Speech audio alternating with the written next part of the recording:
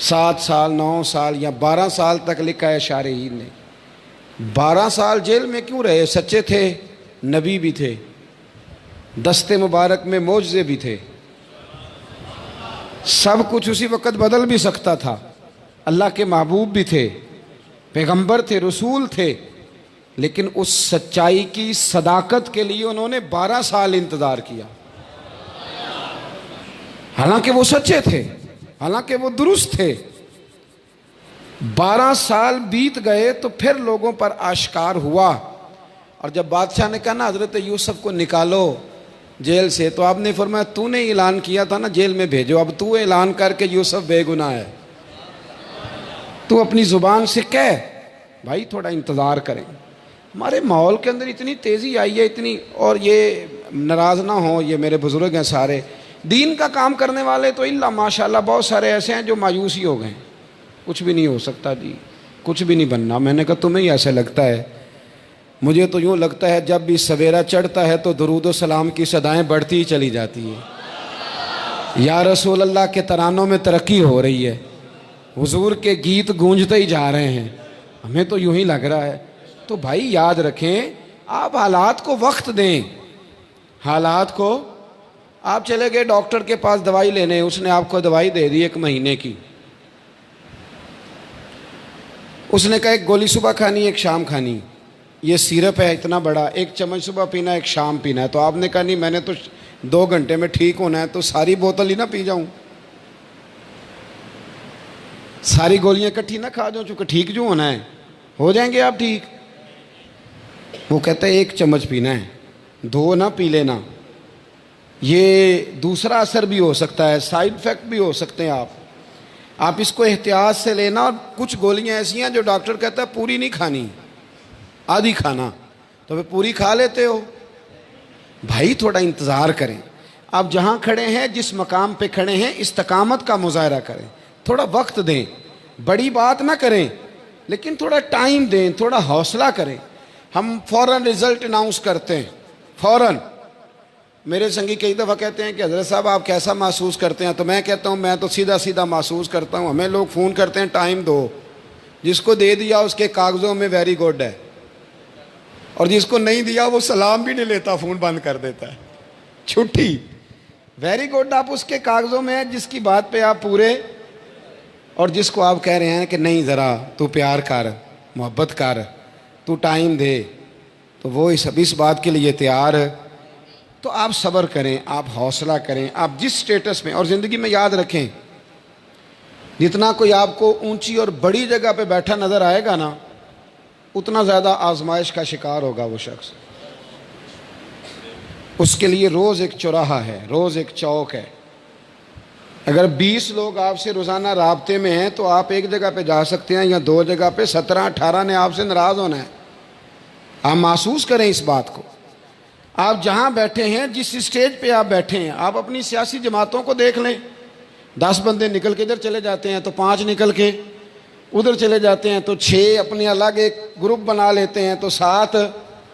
تھوڑا حوصلہ کریں، وقت دیں، حالات وقت پر تبدیل ہو جایا کرتے ہیں، سچائیاں ثابت ہو جاتی ہیں۔ جلد بازی والے ماحول سے نکلیں، حوصلہ، توانائی، یہ درست ہے کہ ہم انسان ہیں، کمزور ہیں، ہمیں پریشانی ہوتی ہے، ہمارے اعصاب پر چیزیں سوار ہوتی ہیں، ہم ٹینشن بھی لیتے ہیں، لیکن بہرحال جب آپ کو آپریشن کرانا ہے تو پھر آپ کو تھوڑی دیر کے لیے آنکھیں بند رکھنی پڑیں گی۔ جب آپ کو ٹھیک ہونا ہے تو پھر آپ کو بیماری کو وقت دینا ہی پڑے گا، پھر آپ کو انتظار کرنا ہے، اور وقت بہت بڑا منصف ہے۔ امام حسین نے شہادت دے دی تھی، سارا خاندان شہید کرا دیا تھا، کیا چوتھے دن یزید تخت سے اتر آیا تھا؟ 1 مہینے کے بعد، 2 مہینے کے بعد سمجھ تو آ گئی تھی نا ساری دنیا کو جھوٹا کون اور سچا کون۔ تو کیا یزید آ گیا تھا 6 مہینے کے بعد؟ 4.5 سال کے قریب حکومت کی ہے اس نے، لیکن جو چھپ کے اس کا نام بھی لیتے ہیں نا آج، چھپ کے، وہ بھی بیٹے کا نام یزید نہیں رکھتے، لیکن پورے زمانے میں گھومو گے تو کروڑوں غلام حسین ملیں گے، لاکھوں غلام حسن ملیں گے۔ حالانکہ امام حسین نے تو قربانی دے دی تھی، اس وقت کوئی انقلاب برپا نہیں ہوا. یہ سمجھ لیں آپ بات. وقت لگتا ہے، اور جیسے جیسے وقت آ رہا ہے نا، انسان کو بیدار تو ہو لینے دو. ہر شخص پکارے گا ہمارے ہیں حسین. تھوڑا وقت دیں ماحول کو. ہم وقت نہیں دے رہے. بیوی کو تبلیغ کرتے ہیں پھر اس کو ٹائم نہیں دیتے، بچے کو کہتے ہیں پھر اس کو ٹائم نہیں دیتے. ہم کسی کو دین کی طرف بلاتے ہیں پھر اس کو وقت نہیں دیتے. ہم کسی کو اصلاح کا پیغام دیتے ہیں تو پھر اس کے بعد ہمارے پاس کوئی گنجائش نہیں رہتی. 2-4 دفعہ کوئی کام کر لیں تو بس اب چھٹی. تھوڑا حوصلہ، استقامت، صبر، ڈٹنا، کہیں کھڑے ہونا، کسی جگہ سٹینڈ لینا، کوئی معیار بنانا، کوئی جناب ماحول ہو، کسی جگہ آپ ٹھہریں، آپ محسوس ہو کہ آپ حق پر ہیں تو آپ سچی بات کر رہے ہیں. نبی کریم صلی اللہ تعالیٰ علیہ وسلم وقت دیتے تھے. ہجرت سے کچھ دن پہلے رسول کریم علیہ السلام کا ارادہ ہوا. سرکار نے چاہا کہ میں نا بیت اللہ شریف کی اندر سے زیارت کروں. عثمان بن طلحہ نام کے ایک شخص کے پاس چابی ہوتی تھی. حضور صلی اللہ تعالیٰ علیہ وسلم اس کے پاس تشریف لے گئے تو کہا ذرا چابی دینا، میں بیت اللہ کے اندر سے زیارت کرنا چاہتا ہوں. کہنے لگا معاذ اللہ کوئی اور ہوتا تو میں دے دیتا، آپ کو نہیں ملے گی. حضور اللہ کے خزانوں کی کنجیوں کے مالک ہیں. زمین و آسمان اللہ نے قبضہ اور اختیار میں دے دیے. حضور مجھے بتلائیے نا، میرے رسول کریم صلی اللہ تعالی وسلم اشارہ کرتے تو تالے والے سارے ٹوٹ نہیں جاتے؟ اگر چاند اور سورج غلامی کریں تو یہاں کیا حیثیت ہے؟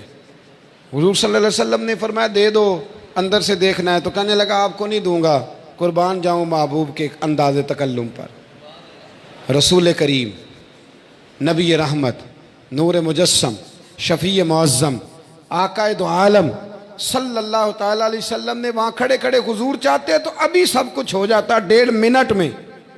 پر حضور نے کیا فرمایا؟ فرمایا عثمان نہ دے چابی، ایک وقت آئے گا، ایک وقت آئے گا میں تجھ سے چابی لوں گا اور تو اپنے ہاتھوں سے دے گا، تجھے دینی ہے. اور فرمایا پھر جس کو میں چاہوں گا دوں گا. کہنے لگا جی مجھ سے نہیں کوئی لے سکتا، میری خاندانی وراثت ہے. حضور نے فرمایا وقت. پھر اس وقت کو 10 سال لگ گئے. پھر اس وقت کو میں تو نہیں 10 سال دیتا، آپ تو نہیں دیتے.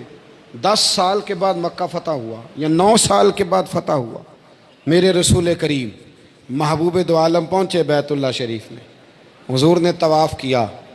عثمان بن طلحہ کہتے ہیں جیسے جیسے حضور داخل ہوتے گئے تو وہ لفظ میرے کانوں میں گونجتے تھے کہ میں چابی لوں گا. وہ میرے جو دن کو کہہ دیا دن ہے تو دن نکل آیا، جو شب کو کہہ دیا شب ہے تو رات ہو کے رہی. اور خدا نے ان کی زباں کو وہ اختیار دیا، جو نکلی منہ سے ان کے وہ بات ہو کے رہی. اور اعلیٰ حضرت تو فرماتے ہیں وہ زبان جس کو سب کن کی کنجی کہیں، وہ زبان جس کو صرف کن کی نہیں سب کن کی کنجی کہیں، اس کی نافذ حکومت پہ لاکھوں سلام. فرمایا عثمان کہتے ہیں میرے کانوں میں لفظ گونج رہے تھے حضور کے کہ میں تجھے چابی.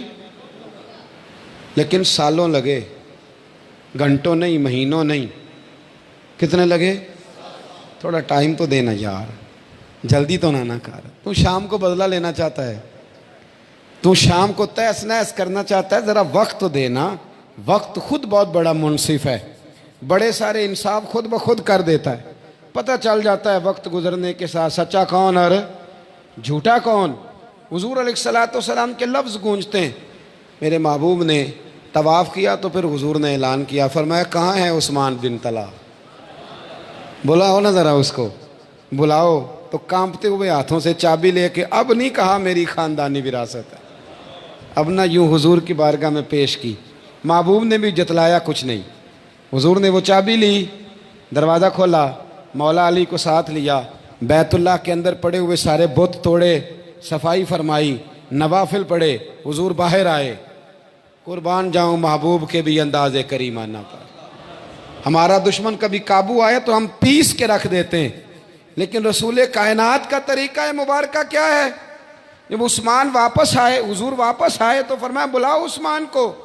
عثمان آئے تو حضور فرمانے لگے عثمان پہلے یہ چابی تیری خاندانی وراثت تھی، میں نے تجھ سے لے لی تھی، اب میں تجھے واپس دے رہا ہوں، اب نہیں کو لے گا۔ عثمان کہتے ہیں وہ میری طرف چابی نہیں بڑھ رہی تھی، ایمان بڑھ رہا تھا۔ کہتے ہیں چابی میرے ہاتھ میں کیا آئی، میں نے عرض کی حضور مجھے کلمہ بھی پڑھا دیں۔ وقت دیں معاملات کو، تھوڑا ٹائم دیں۔ اتنا میں سمجھتا ہوں معاشرے کے اندر لوگ بے حوصلہ ہو گئے، اتنی جلدی ہے، اور جب سے سوشل میڈیا آیا ہے سب سے پہلی جلدی ہے خبر بریک کرنے کی، فوراً، کیونکہ اب چینل اتنے ہیں، خبریں تھوڑی ہیں، کہاں سے خبر ڈھونڈ کے لائیں، لگا دو جو ملتا ہے نا، جہاں سے ملتا ہے، جیسا ملتا ہے، جو ملتا ہے اس کو لگا دو۔ یہ حوصلہ مند مہذب قوموں کا طریقہ نہیں ہوتا۔ حالات کو وقت دیں، صبر پیدا کریں، استقامت پیدا کریں، حوصلہ پیدا کریں۔ کئی دفعہ ایسے بھی ہوتا ہے، کئی دفعہ کہ آپ کٹہروں میں کھڑے ہوتے ہیں، پھر کچھ وقت گزرتا ہے، کٹہروں میں کھڑے کرنے والے کٹہروں میں کھڑے ہوتے ہیں، لیکن آپ وقت دیں۔ آپ دیکھیں وہ کل تک جو بیٹھ کے بڑی بڑی باتیں کرتے تھے، مکے لہراتے تھے، بڑا کچھ بتاتے تھے، وہ کہاں ہیں لوگ آج؟ کہاں ہیں جو کہتے تھے کہ میں اٹھتا ہوں تو زمانہ اٹھتا ہے، میں بیٹھتا ہوں تو زمانہ بیٹھتا ہے؟ کدھر گئے لوگ؟ ہم نے اپنی زندگی میں ایسے لوگوں کی شہرت دیکھی ہے کہ ان کا ٹی وی پر خطاب لگتا تھا تو کھڑے ہونے کو جگہ نہیں ملتی تھی۔ کدھر گیا زمانہ؟ بدل جاتا ہے، حالات بدل جاتے ہیں، پتہ نہیں کیسے کیسے۔ اور ایسا نہیں کہ وہ لوگ رخصت ہو گئے، لوگ موجود ہیں، لیکن زمانہ اپنا رخ بدلتا ہے، لوگوں کی ذہن بدلتے ہیں، ماحول بدلتا ہے۔ تھوڑی استقامت پیدا کریں۔ میری ملت کے جوان بچوں میں کوئی استقامت نہیں، یہ نہ بات کرنے سے قبل سوچتے ہیں، نہ یہ کوئی عمل کرنے سے قبل سوچتے ہیں، نہ یہ کسی مقام پر ٹھہر کر کچھ سوچتے ہیں کہ میرے اندر تحمل بردباری ہو تو میں کوئی فیصلہ کروں۔ کومنٹس کرنے میں جلدی کرتے ہیں، بات کرنے میں جلدی کرتے ہیں۔ اپنے اندر ٹھہراؤ پیدا کریں۔ اور میں کہا کرتا ہوں کہ ٹھہراؤ آئے کہاں سے؟ بچہ ہوتا ہے نا، جب چھوٹا وہ غلط کام کرتا ہے تو کہتے ہیں بچہ ہے، جوان ہو کے کرے تو کہتے ہیں گرم خون ہے، بڑھاپے میں کرے تو کہتے ہیں اس کو پتہ ہی نہیں چلتا، سیاڑا کدوں ہونا ہے انہیں؟ چھوٹا ہے تو ابھی بچہ ہے، جوان ہو گیا تو خون ہے، تو اس کو ایس ایچ او کے سامنے کھڑا کرو، پتہ چل جائے گا کتنا گرم ہے خون۔ اس کو کھڑا کرو نا ڈی ایس پی صاحب کے سامنے، پتہ چل جائے گا خون کتنا گرم ہے۔ اس کا تو خون گرم ہوتا ہے گھر والوں پہ، اماں پہ، غریب آدمی پہ۔ حوصلہ پیدا کریں، تحمل بردباری آپ کو بڑا کرے گی، آپ میں وسعت لائے گی، آپ لیڈر بنیں گے۔ اگر آپ بڑے ہیں تو پھر آپ کا جگرہ بھی بڑا ہونا چاہیے، اگر آپ بڑے ہیں تو پھر آپ کا حوصلہ بھی بڑا ہونا چاہیے، پھر آپ کے اندر وفاداری ہونی چاہیے، پھر توانائیاں ہونی چاہیے، پھر مزاج کے اندر وسعت لائیں، پھر تھوڑا برداشت، تھوڑا سہنا بھی سیکھیں، پھر بڑی تائیدوں کے ساتھ ساتھ کبھی کبھی کڑوی گولیاں بھی کھائیں، محسوس کریں، ہمیشہ ایک ہی سمت کے عادی نہ ہو جائیں۔ وقت بدلے گا، حالات بدلیں گے، تبدیلی آئے گی۔ بہت سارے لوگ ایسے ہوں گے جو کل تک کچھ اور کہا کرتے تھے، پرسوں کچھ اور ہوں گے۔ حضرت یوسف کو کنویں میں پھینکنے والے بھائی سوالی بن کے آ گئے تھے۔ ہو سکتا ہے میرے سامنے میرا بھائی آتا تو میں پہلے بھابھی کی غلطیاں گنواتا، پھر بھائی کے سسرال والوں کی غلطیاں گنواتا، پھر میں اسے بتاتا تو کہاں کہاں کمزور ہے، جانے میں کیا کچھ کہتا، اور پھر میں اپنی ساری پیش گوئیاں سچ ثابت کرتا، دلائل دیتا۔ لیکن یوسف علیہ السلام کے بھائی آ گئے، حضرت یوسف نے کہا اتنا ہی بڑا ہے، آ گئے ہیں، آ جو گئے، اور پھر بھائی جو ہوئے، آ جو گئے، ختم ہو گئی بات۔ اب اس سے بڑی بات کرنا یہ چھوٹی بات لگتی ہے۔ آ گئے، پیسے دے کے گندم لی حضرت یوسف کے بھائیوں نے، جی پیسے دے کے گندم لی حضرت یوسف کے بھائیوں نے، لیکن جب وہ واپس جانے لگے تو حضرت یوسف نے گندم بھی ذرا بوریاں بھر بھر کے دی اور رقم بھی واپس رکھ دی۔ بھائی جو ہوئے، صلہ رحمی ہے نا، ان کا حق بنتا ہے۔ تھوڑا حوصلہ بڑا کریں، صبر، استقامت، آپ کا ٹھہر جانا، آپ کا میدان میں رہنا۔ ایک صحابی تھے حضرت خباب رضی اللہ تعالیٰ عنہ، بخاری میں موجود ہے، نسائی میں موجود ہے، دیگر کتب سیرت میں احادیث میں موجود ہے۔ 5 صحابہ نے اسلام قبول کیا تھا جب حضرت خباب نے کلمہ پڑھا۔ السابقون الاولون میں سے ہیں، ہم صحابہ کو پڑھتے نہیں نا، اس لیے ہمیں تعارف نہیں ہوتا، یہ چھٹے مسلمان ہیں۔ حضرت خباب رضی اللہ تعالیٰ عنہ ایک عورت کے ہاں ملازمت کرتے تھے۔ اس زمانے میں جب مکاتبت کر لیتا تھا نا، کتابت ہو جاتی تھی غلام کے ساتھ، تو پھر وہ جو کمائی کرتا تھا اس نے لا کے اپنے مالک کو دینی ہوتی تھی۔ آپ لوہار کا کام کرتے تھے، خنجر بناتے تھے، سلاخ گرم کر کے، سریا گرم کر کے، آپ کو پتہ ہے لوہار کام کرتے ہیں۔ آپ مشقت والا کام کرتے تھے، تلواریں بناتے تھے، نیزہ تیار کرتے تھے، سخت گرمی میں آپ رہتے تھے۔ جب آپ کلمہ پڑھ گئے نا تو بڑی سخت سزائیں دینے لگی۔ آپ یقین کریں اللہ تعالیٰ ہمیں معاف فرمائے، اللہ ہمارے ایمان کی حفاظت فرمائے۔ میں نا کبھی کبھی تنہا دعا مانگتا ہوں تو میں کہتا ہوں اللہ میری ملت کے ایمان کو آزمانا نہ۔ اللہ جو حالات ہم دیکھ رہے ہیں نا، ہمارے ایمان کو آزمانا نہ۔ اللہ وہ تگڑے لوگ ہوں گے جو دجال کے سامنے کھڑے ہو جائیں گے، یا ہمیں ہمتیں عطا فرما، قوتیں عطا فرما، ورنہ جو انداز ہم دیکھ رہے ہیں نا، جو مزاج اور جو لوگوں کا طریقہ ہم دیکھ رہے ہیں، ڈر آتا ہے۔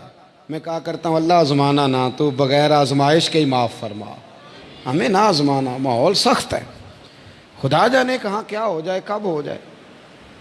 عام دام برسر مطلب حضرت خباب کہتے ہیں کہ میری وہ مالکن نا لوگوں کو کہتے کہ جو سزا دو یہ کلمہ نہیں چھوڑتا۔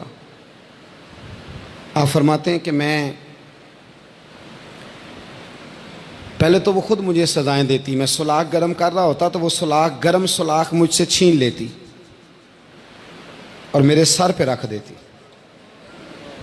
آپ فرماتے ہیں میری چمڑی جلتی، میری زبان پہ جاری رہتا ربی اللہ ربی اللہ ربی اللہ، اللہ میرا رب ہے، اللہ میرا، یہ میری زبان پہ جاری رہتا۔ آپ فرماتے ہیں پھر وہ لوگوں کو کہتی سے سزائیں دو۔ میں گلی سے گزر رہا تھا، ایک حویلی میں کوئلے پہلے سے تیار تھے۔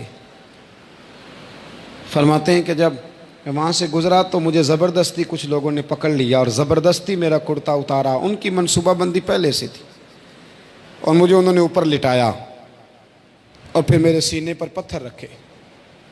آپ فرماتے ہیں میری چربی پگھلی اور کوئلے ٹھنڈے ہوئے۔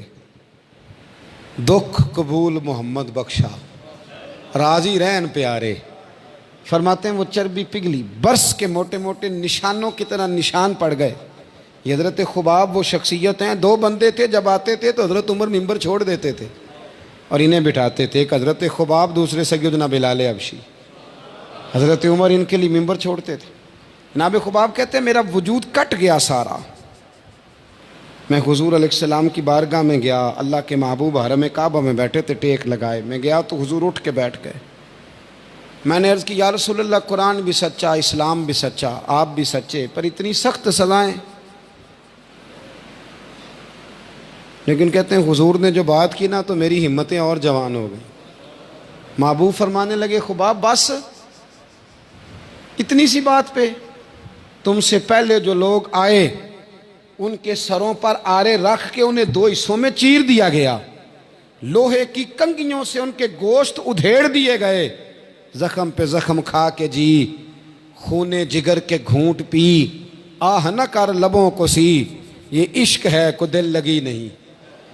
ابھی سے تو میرے محبوب فرمانے لگے خباب کیا بات کرتا ہے یار، اتنی سخت سزائیں لوگوں کو ملی، ہاں اگر تو آیا ہے تو میں تیرے لیے دعا کر دیتا ہوں، اے اللہ میرے خباب کی مدد فرما، اے اللہ اس کی۔ آپ فرماتے ہیں بعد پھر سکون ہو گیا، پھر میں مار چپ کر کے کھایا کرتا، پھر مجھے امید ہوتی کہ مار پڑے گی، پھر میرا ذہن بن گیا کہ اذیت آئے گی، پھر مزاج بن گیا، اس تکلیف سے مجھے گزرنا ہے۔ حضرت خباب رضی اللہ تعالیٰ عنہ ارشاد فرماتے ہیں کہ پھر عجیب مرحلہ آیا، پھر عجیب رنگ آیا، پھر عجیب وقت آیا۔ میری وہی مالکن جو مجھے مارا کرتی تھی، توجہ ہے میری بات پر، اور سلاخوں سے میرے سر داغ دیا کرتی تھی، وہ بیمار ہوئی۔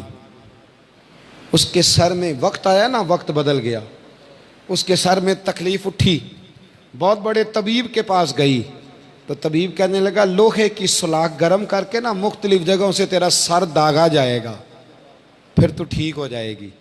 یہ تو نے اپنے سر کو داغنا ہے، جلانا ہے لوہے کی سلاخوں سے۔ حضرت خباب کہتے ہیں وہ گھر آئی، مجھے کہنے لگی سلاخ گرم کر کے لا۔ جب میں لایا تو کہنے لگی میرے سر پہ لگا۔ کہتے ہیں جب میں لگا رہا تھا تو میں کہہ رہا تھا ربی اللہ، ربی اللہ، اللہ میرا رب ہے، اللہ ہی میرا رب ہے اللہ۔ اور ہمارے تو اعلیٰ حضرت نے وظیفہ دیا نا، پڑھا کرو اللہ ربی لا شریک اللہ، اللہ میرا رب ہے جس کا کوئی شریک نہیں ہے۔ اور بھائی بہت بڑے فیصلے ہو جاتے، بڑے بڑے انصاف ہو جاتے، اگرچہ وقتی طور پر فضا کچھ اور بنتی ہے، لیکن سچ ہمیشہ سچ ہوتا ہے، حق ہمیشہ حق ہوتا ہے، حق نکھر جایا کرتا ہے۔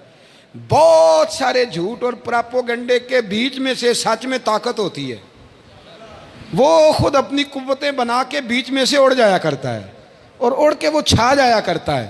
اس کے اندر قوت ہوتی ہے، ہمت ہوتی ہے۔ وقت دیں حالات کو، ٹائم دیں۔ آپ دیکھیں کتنی جلدی حالات بدلتے ہیں۔ ہم اپنے طریقے سے، اپنے حضرت امام اعظم ابو حنیفہ بڑے امام تھے نا، اور اللہ کا فضل ہے، ہمیں فخر ہے کہ ہم حنفی ہیں، یہ ہمیں فخر ہے کہ ہم، آپ کو لوگوں کو تو ابھی ان باتوں کا زیادہ وہ نہیں نا، مزاج نہیں رہا، اب تو آپ کو پتہ ہے جماعتوں کا مزاج بن گیا ہے۔ داتا علی اجویری 1000 سال پہلے کے بزرگ ہیں، اور فرماتے ہیں اللہ کا شکر ہے میں حنفی ہوں، شکر ادا کرتے ہیں کہ میں امام اعظم کا مقلد ہوں۔ بہرحال یہ عنوان نہیں، ورنہ اس پر کچھ بات کرتا۔ امام صاحب رحمۃ اللہ علیہ بڑے آدمی تھے، بڑے آدمی کا دشمن بھی بڑا ہوتا ہے۔ پیر میرے علی شاہ صاحب رحمۃ اللہ علیہ کے مرشد نے دعا دی تھی کہ میرا دل کرتا ہے میرے علی دنیا تجھ سے حسد زیادہ کرے۔ آپ فرمانے لگے حضور یہ کیا دعا ہوئی؟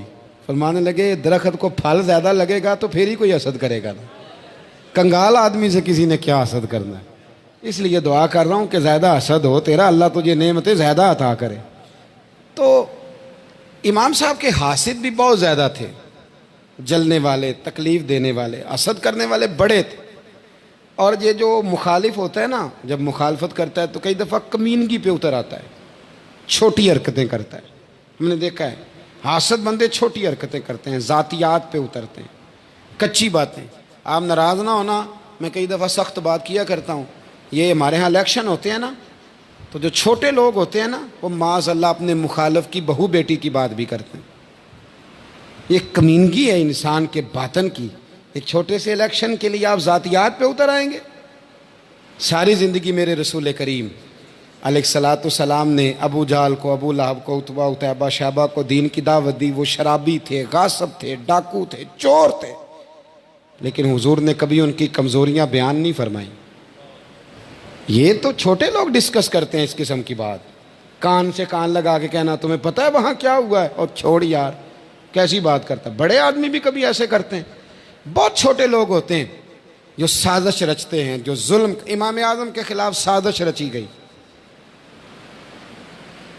امام صاحب رحمۃ اللہ تعالیٰ علیہ کے پاس ایک بی بی دوڑی، حضور مسئلہ پوچھنا۔ آپ عورتوں سے ملا نہیں کرتے تھے، میں نے سوال کرنا ہے جی، جلدی جلدی سے اندر آ گئی۔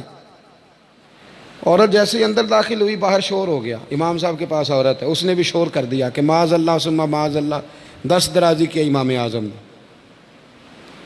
لوگ امام صاحب سے کہنے لگے، اب پراپوگنڈا ہو گیا، سارے شہر میں بات پھیل گئی، حضور آپ جواب دیں، آپ بھی کو بات کریں۔ فرمانے لگے کیا جواب دوں؟ بی بی اکیلا تھا، میں اندر آئی ہے، باہر شور ہوا ہے، عورت کہہ رہی ہے میں اکیلا تھا، میں جواب دوں بھی تو میری گواہی کون دے گا؟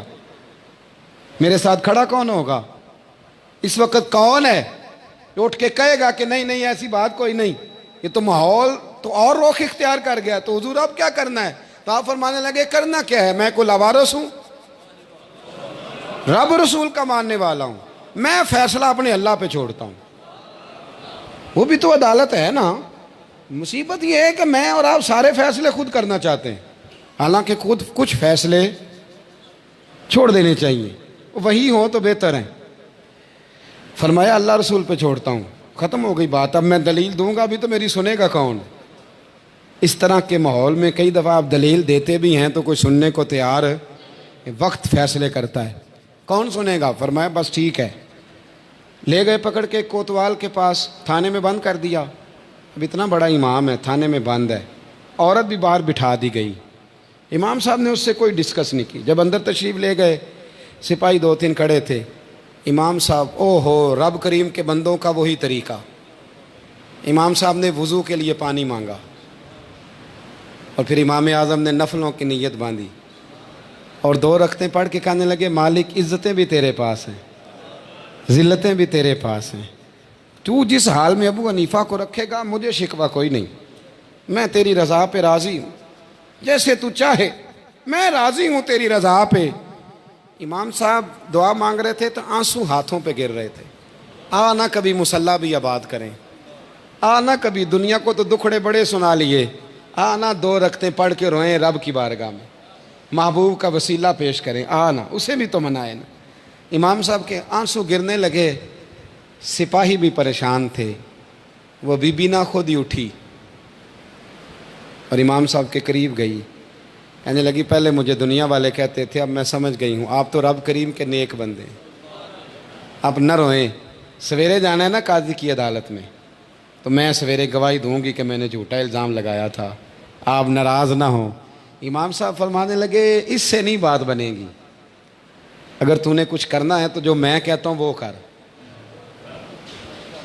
امام اعظم تھے نا، جو میں کہتا ہوں وہ کر. اس نے کہا جی وہ کیا؟ آپ فرمانے لگے اب تیری گواہی سے بھی بات اور ہو جائے گی، اس کو کہہ لیا ہے، اس کو منا لیا ہے، اس کی منت کر لی ہے، اس کو رشوت دے لی ہے، حالات کا تقاضا اب اور ہے، اب اس کا جواب بھی کچھ اور ہی ہے. با پردہ عورت تھی، برقعے میں لپٹی ہوئی، اس کو گھر بھیج دیا. وہ کوتوال سے کہنے لگی میں بیمار ہوں، مجھے چھٹی دے دو، سویرے آ جاؤں گی. مدعی مقدمہ تو میں ہوں، اب مدعی کو تھوڑی کوئی باندھ کے رکھے گا. خاتون گھر چلی گئی. صبح قاضی کی عدالت میں مقدمہ لگا.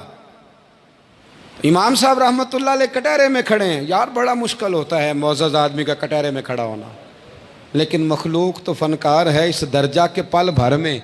یہ سنگے در کعبہ سے بھی اسنام تراشے، تم کون ہو کیا چیز ہے داغے کبابی، لوگوں نے تو مریم پہ بھی الزام تراشے. یہ نہیں نا باز آتے لوگ، پھر مرضی ہے نا ہونا، کٹہرے میں کھڑا ہونا پڑ ہی جاتا ہے. کٹہرے میں کھڑے ہیں امام اعظم.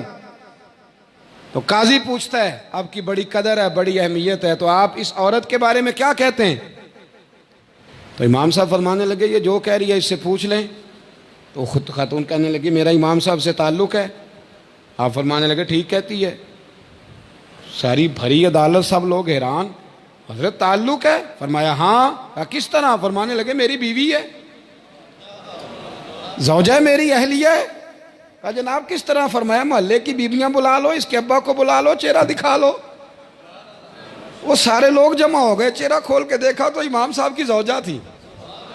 امام صاحب نے اس خاتون کو کہہ کے بھیجا تھا کہ یہی برقع میری بیوی کو دے کے سویرے بھیج دینا، یہی والا برقع جو تو نے پہنا ہے، اب گھر جا اور میری اہلیہ کو یہ برقع دے کے بھیج دینا. وہ برقع دے کے اس نے بھیج دیا. جب امام صاحب رحمۃ اللہ علیہ کی اہلیہ ثابت ہو گئی کہ یہ تو امام صاحب کی اہلیہ ہیں جو کھڑی ہیں، اب وہ جو سازش رچنے والے تھے وہ دائیں بائیں دیکھ رہے تھے. تو امام صاحب نے ایک بات کی جو بڑی شاندار ہے. فرمایا تدبیریں تم نے بھی کی تھی، پر جو تدبیر میرا رب فرماتا ہے نا، جو تدبیر میرا، فرمایا یہ ابو حنیفہ کی تدبیر نہیں، یہ تدبیر میرے اللہ کی ہے جو اس نے مجھے عطا فرمائی، مجھے سجھائی. اب قاضی صاحب نے حکم دیا کہ جتنے لوگوں نے الزام لگایا ہے وہ سارے معافی مانگیں، وہ آئیں جس نے بات کی. بھائی وقت کو دیکھیں، فیصلے اللہ کے حوالے کریں. ہم لوگوں نے جھگڑے کر کے، دلائل دے دے کے، بحث کر کے معاملات کو اتنا الجھا لیا ہے. آپ یقین کریں ایک خاندان کی 15 میٹنگیں اور پنچایتیں ہو جاتی ہیں، پر رزلٹ 0 ہے. وہ جی وہ فلاں چودھری صاحب اس کے ساتھ مل گئے تھے، فلاں آدمی ادھر چلا گیا تھا. آپ تھوڑا وقت دیں، صبر کریں، استقامت کا مظاہرہ کریں. آپ دیکھیں حالات کس کروٹ بیٹھتے ہیں. کئی دفعہ صلح کی پیشکش کی جناب ابو سفیان کو، لیکن وہ مانتے نہیں تھے. حضرت عباس فرماتے میں نے کئی دفعہ انہیں کہا، حدیبیہ میں بھی میں نے کہا، انہوں نے سخت شرائط کے ساتھ صلح کی. لیکن جب حضور لشکر لے کے گئے نا میدان میں، توجہ ہے میری بات پر، 10,000 کا لشکر گیا تو پھر ابو سفیان خود اٹھ کے حضرت عباس کے گھر گئے. کہنے لگے میں نے تو آج آپ کے بھتیجے کی شان دیکھی ہے. تو حضرت عباس کہنے لگے ابھی بھی وہیں کھڑے ہو، یہ بھتیجے کی شان نہیں، یہ اللہ کے محبوب کی شان ہے. یہ رسول کائنات کی شان ہے صلی اللہ علیہ. تو کہا اب میں صلح کرنا چاہتا ہوں، اب میری صلح کرا دو. وہاں بھی حضور نے یہ نہیں فرمایا جب ہم کہتے تھے تو کیوں نہیں آتا تھا، جب ہم معاہدات کرنا چاہتے تھے تو کیوں نہیں آتا تھا. میرے محبوب نے عزت دے دی، فرمایا تیرے ساتھ بھی صلح ہے، تجھے بھی معافی ہے، اور جو تیرے گھر میں داخل ہو جائے گا اسے بھی معافی ہے. ختم ہو گئی بات. بھائی وقت دیں حالات کو، حالات بدل جاتے ہیں، تبدیلی آ جاتی ہے. اللہ تبارک و تعالیٰ کمزوروں کو طاقتور کر دیا کرتا ہے، غریب کو امیر بنا دیا کرتا ہے. اللہ تبارک و تعالیٰ ان لوگوں کو جن کی کوئی آواز سننے والا نہیں ہوتا، ان کی چھوٹی آواز کو اللہ قوت دے دیتا ہے، طاقت دے دیتا ہے. شرط یہ ہے کہ آپ استقامت کا مظاہرہ فرمائیں، صبر کا مظاہرہ فرمائیں. آپ تھوڑا اپنی زندگی میں ٹھہراؤ لائیں، آپ تھوڑا حوصلہ کریں. آپ فوری طور پر وہ راتوں رات امیر ہونا، راتوں رات باوقار ہونا، راتوں رات چھا جانا. ہمارے ایک بزرگ فرمایا کرتے تھے جتنا تیز دوڑو گے نا سامنے سے ہوا بھی اتنی تیز ہی پڑے گی. فرماتے تھے اگر بس پہ سیٹ نہیں نہ ملی، پچھلی بس کا انتظار کر لو، چھت پہ بڑی ہوا لگتی ہے. اور اگر تم جلد باز ہونا کہ جانا میں نے ابھی ہے، تو فرمایا پھر چھت پہ بیٹھنا پڑے گا تو ہوا بڑی تیز پڑے گی. پھر تھوڑا تھوڑا کر کے، حوصلہ کر کے، احتیاط کے ساتھ آپ سفر کریں.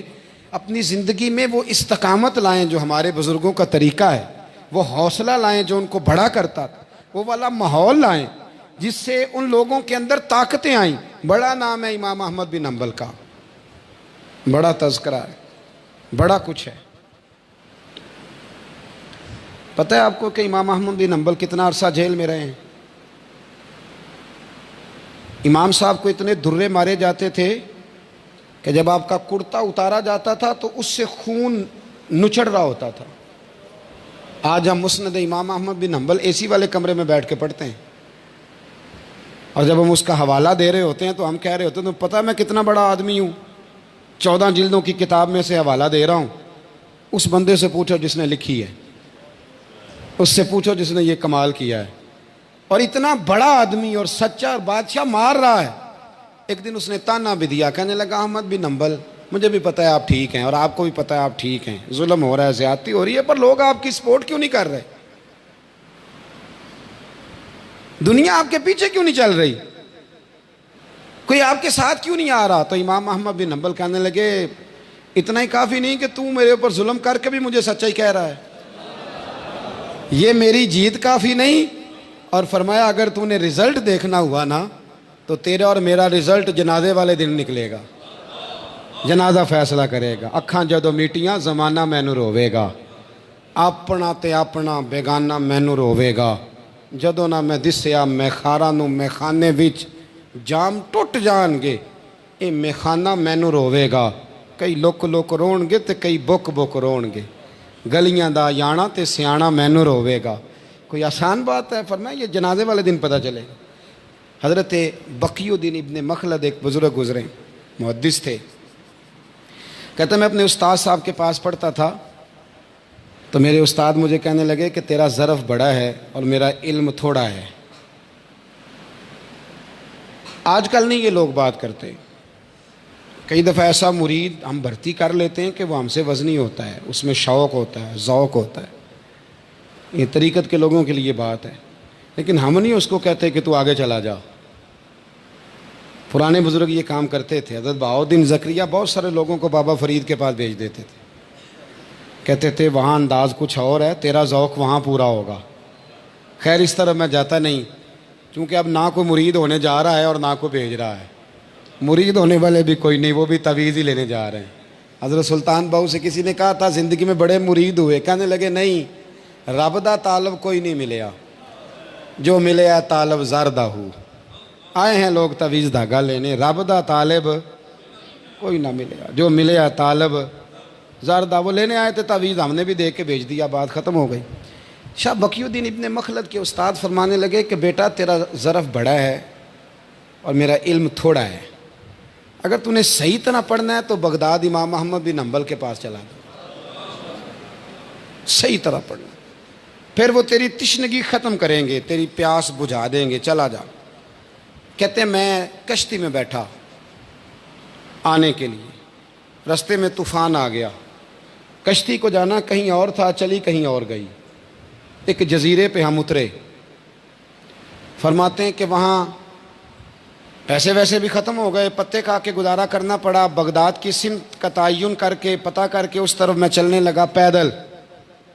ہمارا بچہ ماشاءاللہ سے جو ابا جی سے پورے پیسے لے کے جاتا ہے نا پڑھنے کے لیے، اس کا بھی پورا پریشر ہوتا ہے ابا جی کے، آپ کو پتہ نہیں میں پڑھائی کر رہا ہوں، حالانکہ بعد میں پیسے سارے اپنے اکاؤنٹ میں جمع کراتا ہے، ابا جی کو دیتا لیکن پریشر کریٹ کرتا ہے کہ میں تعلیم حاصل کر رہا ہوں آپ کے حکم پر، لہذا آپ میرا احسان مانیں معاذ اللہ تعالی۔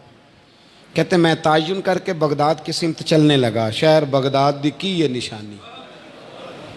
کہتے میں جا رہا ہوں اس سمت، پتے بھی کھانے پڑے رستے میں، 1.5 مہینہ لگا تو میں بغداد پہنچا۔ اب میں نے لوگوں سے پوچھا کہ امام احمد بن حنبل کا مدرسہ کہاں ہے؟ جب میں نے کہا نا امام احمد بن حنبل، تو ایک زمانے میں نام بجتا تھا، ڈنکا بجتا تھا، آج جیل میں۔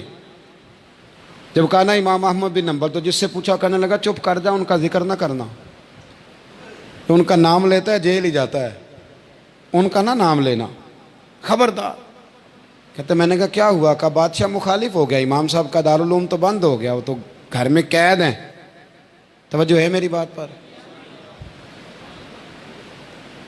یہ ذوق اگر اسٹوڈنٹ کا بنتا ہے نا تو استاد پڑھانے والا نہ بھی نہ ہو تو وہ استاد کے سینے سے علم کھینچ لیا کرتا ہے، کھینچ لیا کرتا ہے۔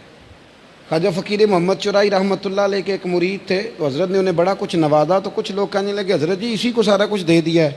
فرمانے لگے بیلیاں ایدیاں داواں ہی بڑیاں سن، یہ تو مینوں ریڑک کے مکھن کڈ کے لے گیا ہے، ایدیاں داواں ہی بڑیاں سن۔ کچھ لوگ ہوتے ہیں نا پیارے، انہیں طریقہ ہوتا ہے دعا لے لیتے ہیں، اور کچھ کہتے رہتے ہیں حضرت جی دعا کرنا، اور دعا لینے والا کام کوئی نہیں کرتے، کہتے رہتے ہیں دعا کرنا۔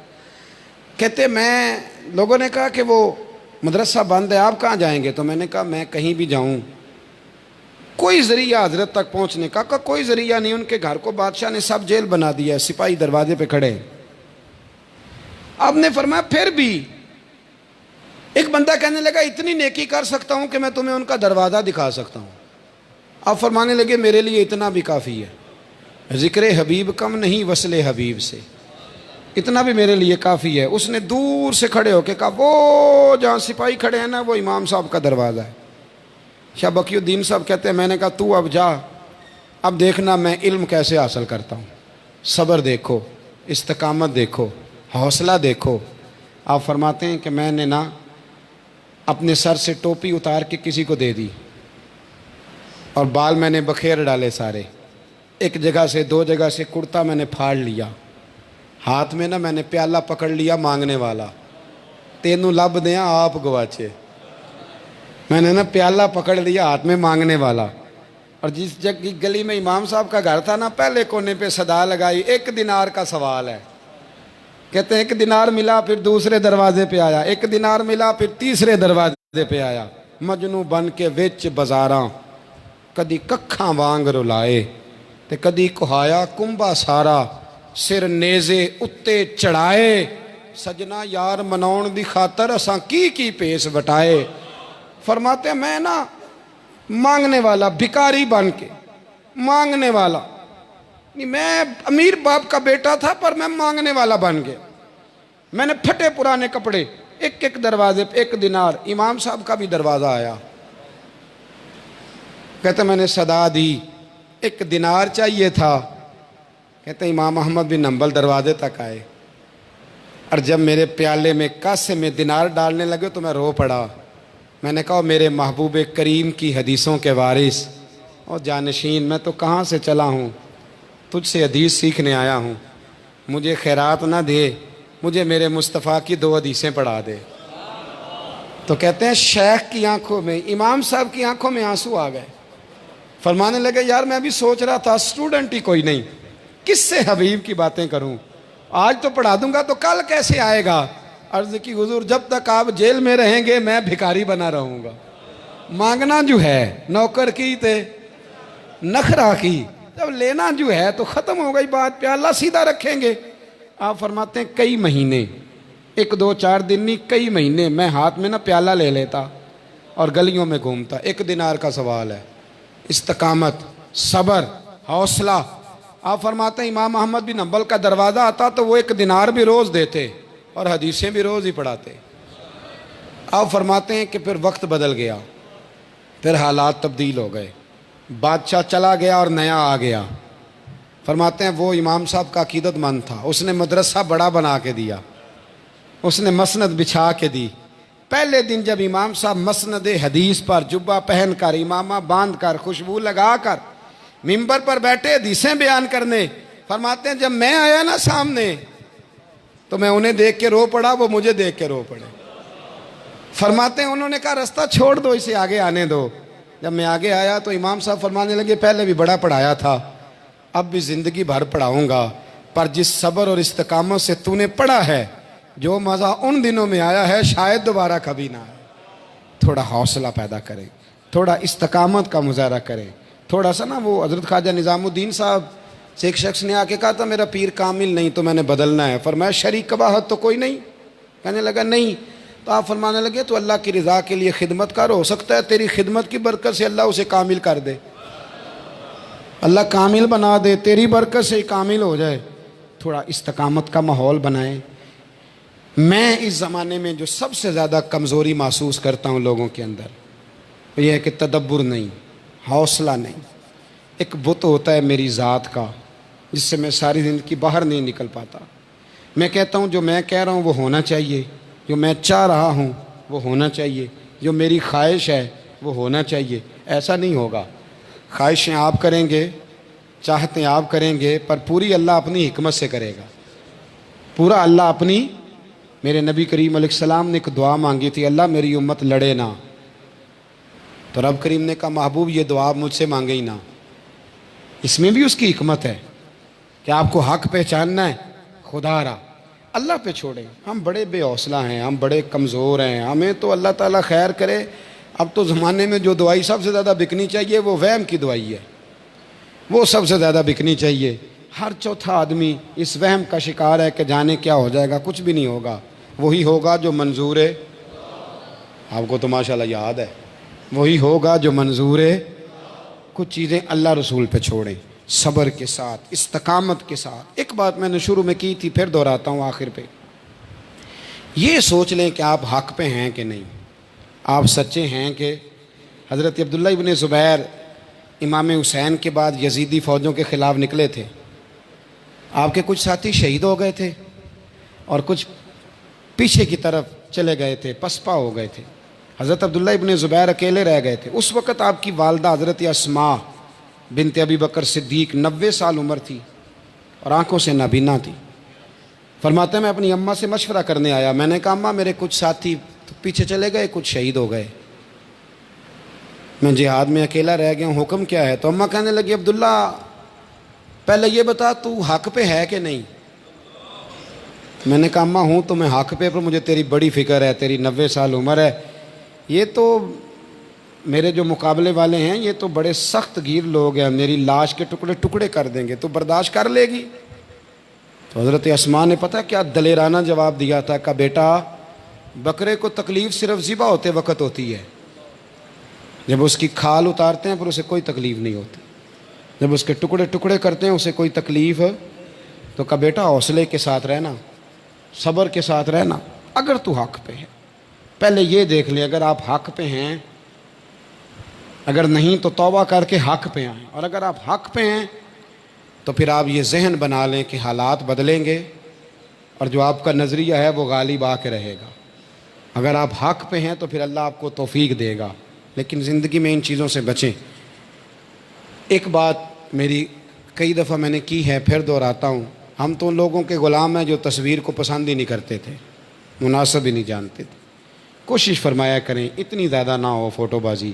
چلیں اب عموم بلوہ ہے، کچھ ایسے معاملات ہیں جن میں یہ خلاف اولا کام بہرحال ہو ہی جاتا ہے، تھوڑی سی پرہیز کریں اور کم از کم اشتہاروں پہ فوٹو نہ لگائیں. وہ مطلب کتنا عجیب لگتا ہے، آپ کو کیسا لگتا ہے؟ کل تک فوٹو کن لوگوں کی لگتی تھی، آج کن کی لگتی ہے؟ سادہ نام لکھیں. اور میں بہت پہلے کہہ چکا ہوں کہ القابات کی بھی بھوچاڑ نہ کریں. کسی کو کیا پتا کہ یہ کسی کو کیا کہہ رہے ہیں. سادے لوگ ہیں، سادہ سا نام لکھیں، اور جتنی اس میں آپ خوبصورتی لائیں گے وہ سادگی کی وجہ سے ہی آئے گی۔ یہ میری رائے ہے، کوئی فتویٰ نہیں ہے۔ اگر کوئی عالم تصویر لگاتے ہیں، یہ لگ رہی ہے تو رائے کو رائے سمجھا جائے، اس کو فتویٰ نہ سمجھا جائے۔ میری خواہش ہے، یہ میں مشورہ دے رہا ہوں کہ اگر تھوڑا سا اب تو ایک نفسیاتی مسئلہ بنتا چلا جا رہا ہے۔ مطلب میں ایک جنوبی پنجاب کے لمبے سفر پہ تھا تو ایک شخص نے فوٹو کھچاتے کھچاتے ہمیں زخمی کر دیا۔ اب کیا کیا جا سکتا ہے؟ اگر آپ ذرا انکار کریں گے تو دل ٹوٹنے کا خدشہ ہے، اور اقرار کریں گے تو فوٹو تو شام تک پوری نہیں ہو سکتی، آپ صبح سے شروع ہو جائیں۔ اللہ تعالیٰ سمجھنے کی توفیق عطا۔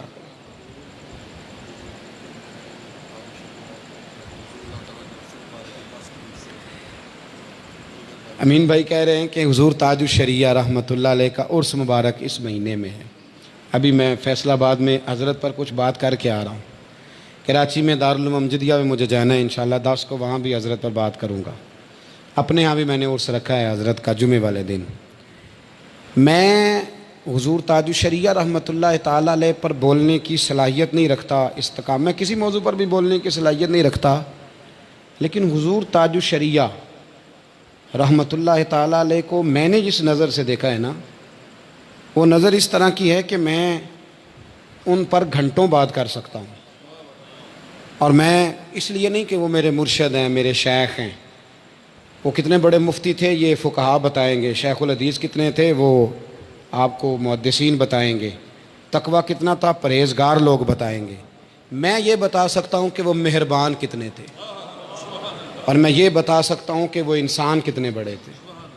ہمارے بزرگوں کی نا چند باتوں کو لے کے لوگ صرف ان کو لے کے گلیوں میں گھومتے ہیں، وہ اس بارے میں یہ فتویٰ دیتے ہیں۔ مجھے شکوہ رہتا ہے اپنے سنگیوں سے کئی دفعہ، میں کہا کرتا ہوں کہ اعلیٰ حضرت نے بس 4 مولوی میں فتویٰ دیا، اس کے علاوہ کوئی کام نہیں کیا۔ فاضل بریلوی کو ایک کونے سے پڑھنا شروع کرو اور آخر تک جاؤ، فتاوی رضویہ میں فاضل بریلوی نے دین کی تشریح کر کے ہمارے سامنے رکھی ہے۔ آپ پڑھیں اعلیٰ حضرت کے رسائل کو۔ میں تو استاد اور شاگرد کے حقوق پڑھ کے چپ کر جاتا ہوں کہ اتنی بڑی بات، پیر اور مرید کے حقوق پر باقاعدہ اعلیٰ حضرت کا کلام، پڑوسیوں کے حقوق پر باقاعدہ لیکن ہم نے چند باتوں میں چند چیزوں کو لے لیا ہے، وہ عقیدہ ہے، اس میں کوئی شک نہیں، اس کے آگے پیچھے کوئی گزارا نہیں۔ حضور تاج الشریعہ رحمۃ اللہ تعالی علیہ، آپ کو پتہ ہے بریلی شریف کے صاحبزادوں کے نام کے ساتھ صاحبزادہ نہیں لکھا جاتا؟ کبھی غور کیا آپ نے؟ ہیں نا صاحبزادے وہ بھی پیروں کے؟ جی ہاں، نہ تو کرے نا، صاحبزادہ لکھا دیکھا کبھی آپ نے؟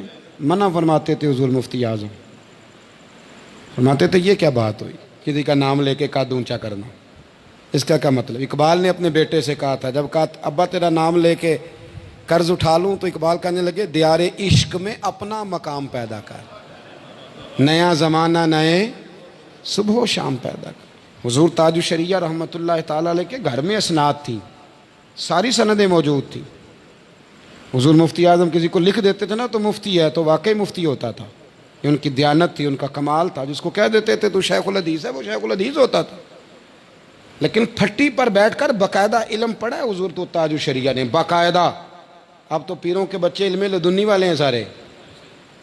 تاج الشریعہ رحمۃ اللہ، اور ایک بات اتنے درد والی ہے، کہاں سے ہم وہ ذوق لائیں بات کرنے کا۔ آپ ازہر یونیورسٹی میں تعلیم حاصل کر رہے تھے، آپ کے والد گرامی شدید بیمار ہو گئے، مفسر اعظم شدید بیمار ہوئے، خط گیا اور ساتھ یہ تاکید گئی کہ آپ نے واپس نہیں آنا تعلیم مکمل کیے بغیر۔ 6 دفعہ بچوں کی نانی فوت ہوتی ہے طالب علمی کے زمانے میں، اور وہ چھٹیاں کرتے ہیں۔ والد گرامی کا انتقال ہو گیا پر تاج الشریعہ تعلیم حاصل کر رہے تھے۔ معمولی بات سمجھتے ہیں آپ؟ اپنے مشن کے ساتھ یہ لگاؤ، یہ درد، یہ ذوق کہاں ملے گا آپ کو؟ حضرت ازہر یونیورسٹی میں تھے اور والد کا وصال ہو گیا، پر حضور مفسر اعظم بھی جاتے جاتے ایک بات لکھ گئے، فرمانے لگے لوگوں میں غروب ہو رہا ہوں پر میرا اختر رضا طلوع ہو رہا ہے، اور دیکھو گے وہ طلوع ہو کے دکھائے گا تمہیں۔ حضرت نے نا اپنا حلقہ اثر پیدا فرمایا، اپنا حلقہ اثر۔ عرب و عجم کے علماء، عرب کے علماء آپ کے نہ صرف عقیدت مند تھے بلکہ شاگرد تھے۔ میں نے خود مدینہ منورہ میں حضرت کی ویل چیئر کے پیچھے لوگوں کو بھاگتے دیکھا ہے، عربی النسل لوگوں کو، اور کہتے دیکھا ہے شیخ و کبیرنا، یہ ہمارا بڑا شیخ ہے، اتنا قد کاٹ ان کا. میں نے اور مزاج کیا تھا، اصل میں نا ایک سازش رچی جاتی ہے بزرگوں کے خلاف، منہ زبانی کہہ دیتے ہیں جلالی بڑے ہیں فلانے بزرگ. ہمارے شہر میں مولانا ابو داؤد صادق صاحب رحمۃ اللہ علیہ ہوتے تھے، میں نے زندگی میں اتنا مہر بند بندہ دیکھا ہی نہیں. بابا جی جلالی بڑے ہیں، کس بات کا جلال جی؟ آپ کو حکم شرع بتاتے ہیں کہ یہ دین اس طرح کا حکم شرع، وہ ہمیں بھی بتاتے تھے، ہم پہ بڑی ساری سختیاں کرتے تھے، سب پہ کرتے تھے، اپنے بچوں پہ کرتے تھے. اس کا نام آپ نے جلال رکھا ہے، یہ کیسا جلال ہے؟ حاجی صاحب رحمۃ اللہ علیہ سے کوئی شخص ملنے آتا تو پوچھتے تیرے پاس آنے جانے کا کرایہ ہے؟ پوچھا ہے کبھی کسی پیر نے؟ وہ کرایہ تھماتے اس کو. وہ خدا کے بندو کیا بات جی. حضور تاج الشریعہ بڑے جلالی تھے بھائی، ہم نے جتنی شفقت اور جتنی مہربانی ان میں دیکھی ہے، اتنا بڑا قد کاٹ. میں خود حاضر تھا، میں گواہ ہوں واقعہ کا، میں بریلی شریف میں موجود تھا. حضرت کے پاس ایک بوڑھے بابا جی آ گئے. حضرت کچھ علمی کام کرا رہے تھے، فتاوا جات آپ کو سنائے جاتے تھے، آپ تصدیق کرتے تھے. ہم کو پتہ ہے میں ٹائم نہیں دیتا، آپ یقین کریں فون نہیں میں سن پاتا، رات کو بھی دماغ میں گھنٹیاں بجتی ہیں، اتنے فون بجتے ہیں. اور کئی دفعہ سینکڑوں فون سننے پڑتے ہیں، پھر بھی شکوہ ہوتا ہے تسی تو فون بھی نہیں سنتے، اس کے باوجود شکوہ ہے. بچے مجھ سے لے لیتے ہیں کئی دفعہ ٹیلی فون، کہتے ہیں یہ ہمیں دے دیں اب آرام کر لیں تھوڑی دیر. تو ہم چھوٹے لوگ ہیں تو یہ حالت ہے، تو جہاں لاکھوں لوگ عقیدت مند ہوتے ہیں وہاں کیا ماحول ہوگا. حضرت فتاوا جات کرا رہے تھے تو بوڑھے بابا جی آ گئے، آ کے بیٹھ گئے. حضرت صاحب نے کام روک دیا سارا.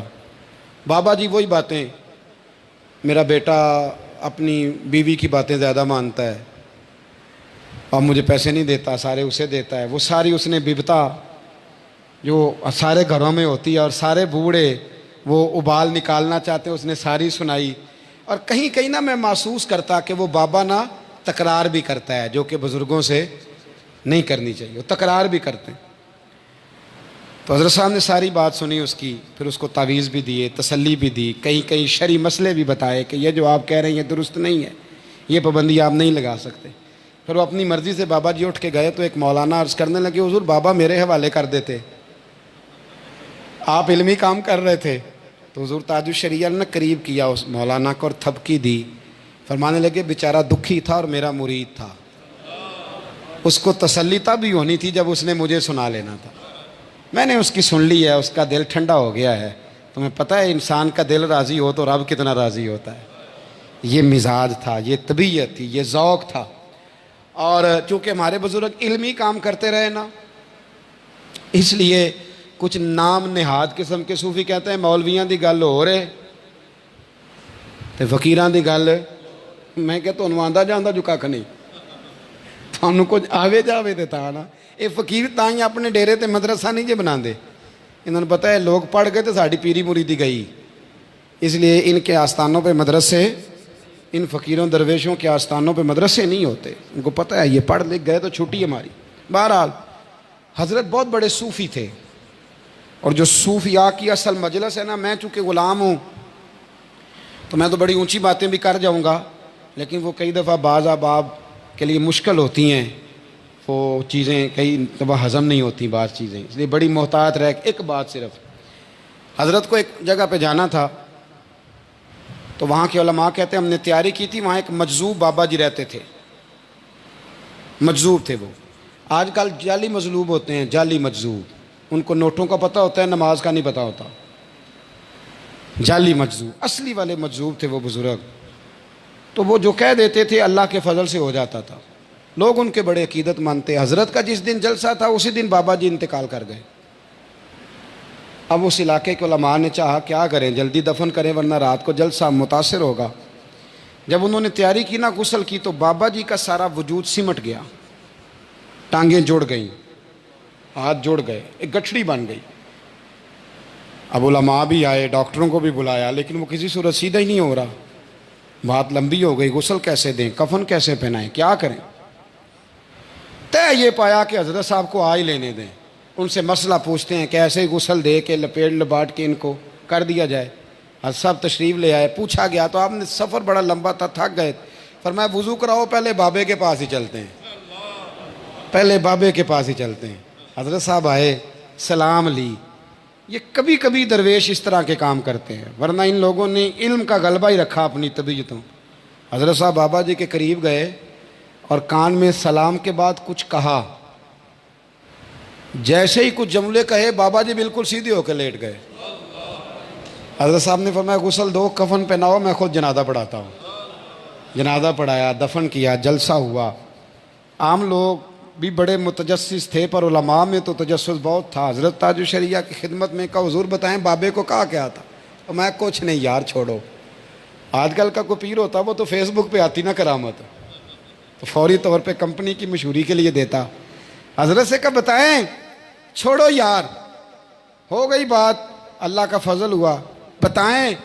تو حضرت جب جانے لگے نا تو مسکرا کے ایک جملہ کہا. کبھی کبھی درویش موج میں ہوتا ہے. جملہ کہا جاتے جاتے, فرمانے لگے میں نے اسے کچھ بھی نہیں کہا, میں نے اسے اتنا ہی کہا تھا اختر رضا آ گیا ہے, تیرا جنازہ پڑھا کے جائے گا. بھائی اتنی سی بات کہی تھی ان کے کان میں, تو وہ سیدھے ہو گئے. اور وہ سمٹے بھی اس لیے ہی تھے کہ تم کوئی کوشش نہ کرو, انہیں آ لینے دو. وہ نا جب غازی علم دین شہید رحمۃ اللہ علیہ کو میاں والی کے جیل میں لے جا رہے تھے, تو تذکرہ نگاروں نے لکھا ہے وہاں ایک مجذوب رہتا تھا, ہر وقت درود شریف پڑھتا تھا. جب غازی صاحب کو لاہور سے میاں والی منتقل کیا جا رہا تھا تو مجذوب رو رہا تھا, کہہ رہا تھا میں جا رہا ہوں اب کوئی اور آ رہا ہے, میں جا رہا ہوں اب کوئی. لوگوں کو سمجھ نہیں آئی, لیکن غازی صاحب کی گاڑی میاں والی پہنچ گئی اور مجذوب نے کلمہ پڑھا, روح پرواز کر گئی. اب یہ امین صاحب نے غلط ٹریک پہ گاڑی چڑھا دی ہے, یہ ہمارا عنوان نہیں تھا, یہ ایک اور طرف لے جانا چاہ رہے ہیں. میں چونکہ غلام ہوں ان کا, میرے پاس ایک ذخیرہ ہے, میں بہت ساری باتیں کر سکتا ہوں اپنے حضرت صاحب رحمۃ اللہ علیہ کے لیے. ایک میں نے بات شروع میں آپ کو کر دی کہ ان کا مقام علمی کیا ہے, وہ علماء بتائیں گے. میں یہ بتا سکتا ہوں کہ وہ انسان بہت بڑے تھے. یہ تو ان کے وصال پہ لوگوں کو پتہ چلا کہ کتنے لوگوں کی, جب لوگ آ کے تڑپے کہ میرے گھر میں بھی راشن وہی دیتے تھے, میری بیٹیوں کی شادی بھی انہوں نے کرائی, گھر والوں کو نہیں پتہ. حضرت نے بڑے کمال بکھیرے ہیں اور ایک بھرپور آپ نے وقت گزارا ہے. اور آپ اندازہ کر سکتے ہیں کہ انڈیا کی گورنمنٹ یہ خبر بریک کرے کہ جنازہ کروڑ سے زیادہ ہو گیا ہے. گورنمنٹ کہے, سرکاری ٹی وی کہے کہ 1 کروڑ سے نماز جنازہ. آپ سوچ سکتے ہیں کہ یہ قوم کہاں سے آئی. یہ وہی لوگ ہیں جن کے دلوں میں اللہ محبت پیدا فرما دیتا ہے. اللہ ہمیں ان کے رستوں کا مسافر رکھے, اور اللہ تبارک و تعالی ہمارا حشر ان کے ساتھ فرمائے. آخر دعوانا